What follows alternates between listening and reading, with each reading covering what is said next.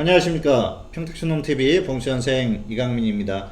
2023년 10월 23일 월요일 무료 야간방송 시작하도록 하겠습니다. 자, 오늘 한국시장 역시 양시장이 모두 하락했습니다. 지난주에 이어서 하락세를 이어가고 있는 그런 모습이죠. 오늘 장중의 흐름이 좋지 않았는데요. 역시 수급적으로 코스피 쪽의 수급이 좋지 않았어요. 그러면서 코스닥은 동반 하락했는데요. 자, 양시장의 흐름이 약간은 다릅니다. 코스피는 저점을 이탈했고요. 그리고 코스닥 같은 경우에는 저점을 이탈하지는 않았죠. 그래서 지난주에 최저점을 이탈하지는 않았기 때문에 코스닥은 역시 나쁘지 않다, 그렇게 보여지고 있고요. 낙폭도 그렇게 아주 크지는 않았습니다. 어쨌든 저점을 어느 정도 형성을 해가고 있는 코스닥의 모습이다, 그렇게 볼 수가 있겠고요. 기술적으로 봤을 때는 코스닥이 이제 조금 안정을 찾아가는 그런 모습이고요. 코스피 역시 낙폭을 크게 가져가지 않고 여기에서 횡보해 준다고 하면은 역시 저점 가능성이 커질 수 있다, 그렇게 보고 있습니다. 일단 단기적으로는 낙폭이 상당히 컸어요. 그래서 하락할 만큼 충분히 하락이 나오긴 했습니다.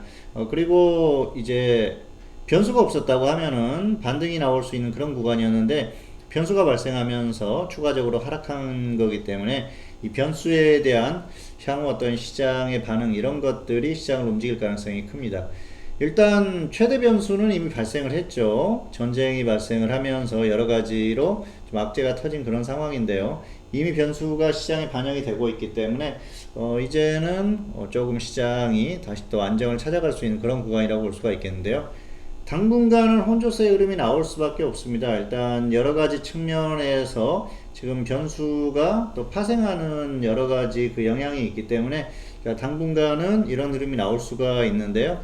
지금은 이제부터는 무조건 빠진다, 그렇기보다는 이제 등락을 좀 거듭하면서 횡보하는 장이 나올 가능성이 굉장히 크다고 보고 있습니다. 그래서 이번 주에도 추가적인 하락이 나올 수는 있습니다만은 크게 하락할 그럴 상황은 아니고요. 이제는 조금 그 반등과 하락을 반복하면서 시장이 좀 혼조세의 흐름이 나올 가능성이 굉장히 크다, 그렇게 보고 있습니다. 어쨌든 그런 흐름으로 좀 보는 게 맞지 않나 생각을 하는데요. 당분간은 그래요. 일단 단기 매매가 유리한데요. 중장기적으로 가져갈 수 있는 종목 중에서 낙폭이 큰 종목들은 이제는 조금 그 매수를 할 만한 그런 타이밍이라고 보고 있는데요. 왜냐하면은 자, 일단 시장의 낙폭이 상당히 컸어요. 그리고 종목들의 낙폭이 상당히 컸습니다. 단기 매매가 유리한 상황이지만 중장기적으로 갈 수 있는 종목들은 시장이 하락이 계속해서 하락하던 그 흐름을 멈추면은 어느 순간 시간이 지났는데 저만큼 가 있는 종목들이 많이 나올 수 있는 그런 구간이라고 보여집니다. 그렇기 때문에 이제는 중장기 종목을 좀 접근을 해도 되지 않나 생각을 하고요. 또 나름대로 어떤 이슈라든지 호재가 있는 종목들은 혼자서 갈 수 있는 그런 시장의 여건이 이제는 조성이 될 거다, 그렇게 보고 있습니다. 그래서 그동안 시장이 하락하면서 낙폭이 컸는데 정리를 못했어요. 그런데 지금 시장이 굉장히 불안하다. 그러면은 여기에서 만약에 내가 정해준 기준을 가지고 이 이상 더 이상 크게 하락하면 더 이상 가져가지 못하겠다, 그런 기준을 설정을 하시고 종목에 대한 대응을 하시는 게 맞고요. 섣불리 그냥 모든 종목들을 그냥 던져버리는 건 좀 맞지 않는 그런 구간에 이제는 좀 오지 않았나 생각을 합니다. 어쨌든 아직까지 불안 요인들이 많이 있습니다. 전쟁이 이제 또 지상군을 투입하게 되면은 전쟁이 이제 확전이 될 수밖에 없는 그런 상황이고요. 거기에 따라서 헤즈볼라라든지 또 이란이라든지 이런 쪽의 움직임, 이런 것들도 지켜봐야겠지만은 지금 여러 가지 상황으로 봤을 때는 다른 국가에서 전쟁을 개입해서 확전이 될 가능성은 크지 않습니다. 왜냐하면은 지금 어쨌든 미국 쪽이 개입이 됐어요. 항모가 그쪽으로 파견이 돼 있는 상태이기 때문에 섣불리 어떤 행동을 취했다가는 피해를 입을 가능성이 굉장히 큽니다. 그리고 사실 그 미국이 이스라엘을 도와주고 있는 거 뭐 전 세계가 다 알지 않습니까? 그렇기 때문에 역시 미국을 상대하기는 어느 국가도 쉽지 않다. 러시아를 제외하고는 미국에게 함부로 이렇게 덤빌 수 있는 국가는 지구상에는 없습니다. 러시아 같은 경우에는 거의 같이 죽자는 그런 전략을 쓰는 그런 국가이기 때문에 그리고 푸틴이 이미 나이가 많이 먹었지 않습니까? 그러다 보니까 이제 살 만큼 살았다. 그래서 어떤 행동을 할지 모르기 때문에 굉장히 무서운 국가고요. 푸틴이 대통령으로 있는 한 러시아는 굉장히 무서운 그런 국가입니다. 그렇기 때문에 쉽지 않은, 미국도 함부로 할 수 없는 국가인데, 나머지 국가들은 뭐 얼마든지 미국이 얼마든지 전쟁을 해서 뭐몇 번을 전쟁을 하더라도 다 이길 수 있는 그런 상황들이기 때문에, 역시 이스라엘을 미국이 지원을 하고 있는 상황에서는 절대로 쉽게 나설 수 없는 그런 상황이고요. 뭐 국지전이 나올 수는 있겠죠. 소규모 이 전투라든지 이런 것들이 나올 수 있는데, 국가 간의 전쟁이 발생할 가능성은 거의 없다고 봅니다. 그래서 이제 큰 변수는 거의 다 드러나지 않았나 생각을 하고 있기 때문에, 이제는 좀 시장의 낙폭이 줄어들면서 이제 반등할 시기를 볼 것이다. 한국 같은 경우에는 지금 코스닥의 낙폭이 크고 코스피도 낙폭이 컸는데요. 뭐 물론 그런 것들이 있습니다. 원달러 환율이 상승하고 여러 가지 또 불리한 여건들이 있기는 했지만은, 이건 좀 인위적인 측면이 상당히 강해요. 미국 시장보다 훨씬 더 약한 그런 것들을 봤을 때도 그렇고요. 다른 국가들하고 비교를 해도 그렇습니다. 이런 것들은 최근에 어떤 2차전지 쪽의 움직임 여러 가지 이런 것들이 개별주 쪽에 영향을 많이 미쳤다. 그래서 단기적으로는 일단은 좀 기회로 보고 있고요. 어쨌든 이제 개별주들에 접근할 수 있는 그런 구간이 됐고요. 저도 최근에 상당히 고생을 많이 했습니다. 9월에 원래 예상은 조정을 받더라도 반등이 나올 거라고 봤는데요.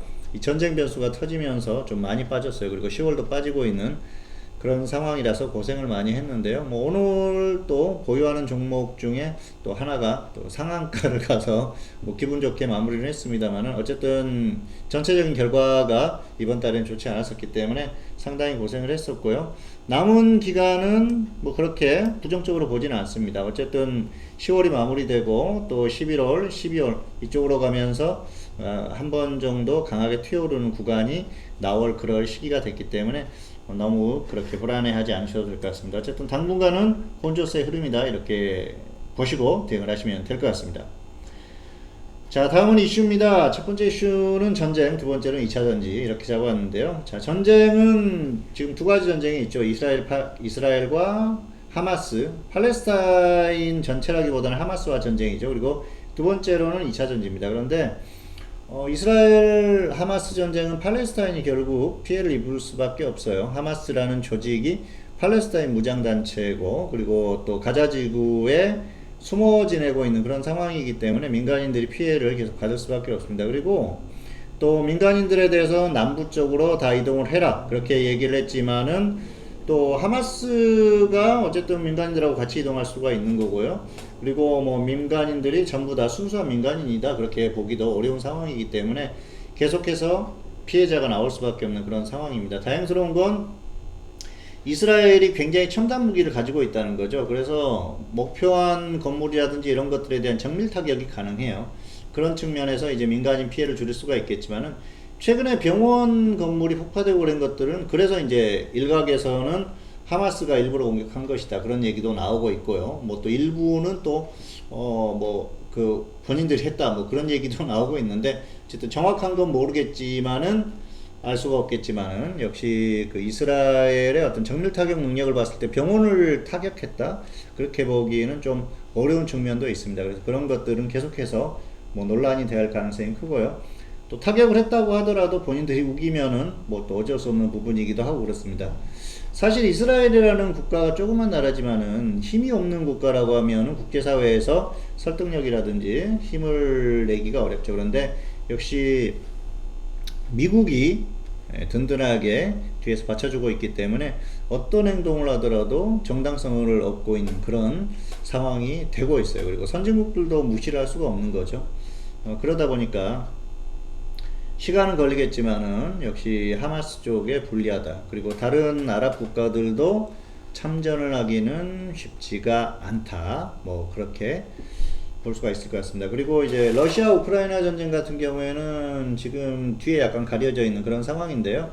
이건 정치적으로 결국은 해결이 될 가능성이 굉장히 큽니다. 우크라이나의 대통령 젤렌스키가 과연 욕심을 언제 버리느냐, 그 싸움이 아닐까 생각을 합니다. 사실 젤렌스키라는 인물은 전쟁이 나지 않았으면은 대통령에서 내려왔겠죠. 지지율이 뭐 거의 20%대였다고 합니다. 그리고 본인들의 측근들, 심지어는 자기가 그 연예인으로 활동할 당시에 회사 대표를 장관으로 앉히는 그런 말도 안 되는 그런 짓들을 했었기 때문에 전쟁이 끝나면 아무래도 뭐 전쟁의 이제 수습이나 이런 것들이 있겠습니다만은 선거를 치르면 젤렌스키는 뭐 끝난다고 봐야겠죠. 아무리 본인이 뭐 영웅 행세를 하고 하더라도 역시 그 무리한 어떤 그 행동들이 있었기 때문에 전쟁을 결국 전쟁이 발생을 했지 않습니까? 그러면은 이 전쟁이 발생한 데 대해서는 정치인들이 지도자들이 책임을 질 수밖에 없는 그런 상황이죠. 여러 가지 측면으로 봤을 때는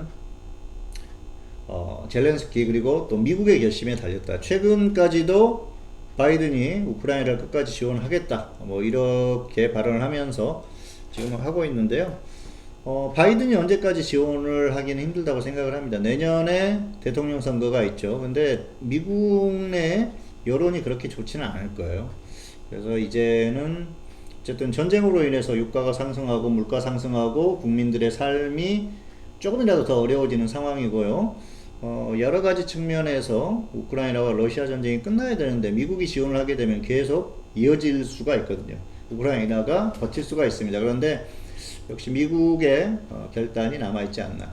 트럼프가 대통령이 되게 되면은 전혀 지원할 가능성은 없다고 생각을 합니다.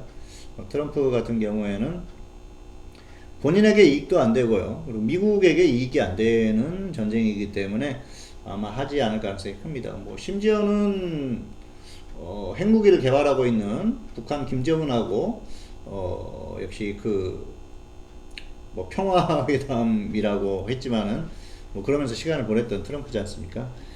자, 어쨌든 내년에는 그 민주당이 다시 또 그 대통령이 재선되기가 쉽지 않은 그런 흐름으로 가고 있어요. 그리고 또 바이든 대통령이 나이가 워낙 많기 때문에 여러 가지 측면에서 미국 국민들이 불안해한다는 뉴스도 나오고 있고 여론조사도 그렇게 나오고 있습니다.